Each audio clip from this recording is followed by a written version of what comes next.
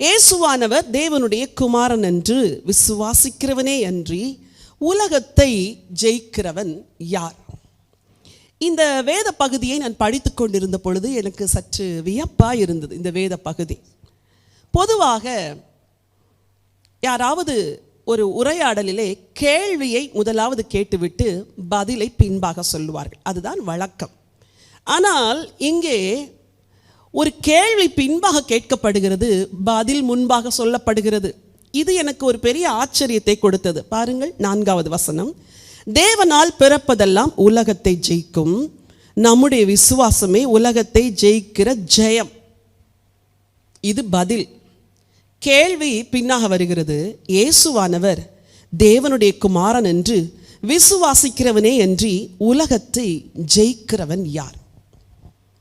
நம்முடைய ஆண்டவர் உங்கள் வாழ்வின் எல்லா கேள்விகளுக்கும் பதிலை தனக்குள் வைத்திருக்கிறார்.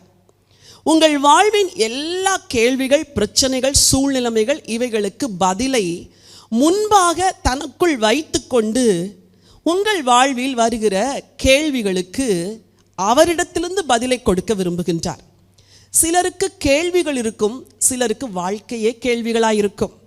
சிலருக்கு குழப்பங்கள் இருக்கும், சிலருக்கு வாழ்க்கையே குழப்பமாக இருக்கும்.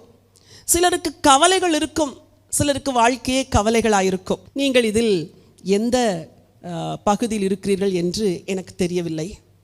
ஆனால் இன்றைக்கு உங்களுக்கு ஒரு நற்செய்தி. உங்கள் எல்லா கேள்விகளுக்கும் ஆண்டவரிடத்தில் பதில் இருக்கிறது. Jesus has answers for all your questions. உங்கள் எல்லா கேள்விக்கும் இயேசுவினிடத்தில் பதில் உண்டு. உங்கள்கிட்ட 10,000 கேள்வி இருக்கலாம், இந்த 10,000 கேள்விக்கும் இயேசு பதில் வைத்திருக்கிறார். இந்த நாட்களிலே மக்கள் என்ன செய்வார்கள், ஒரு கேள்வி, ஒரு சந்தேகம் வருகிறதுனால் உடனே கூகுளில் போய் சர்ச் பண்ணுவது வழக்கம்.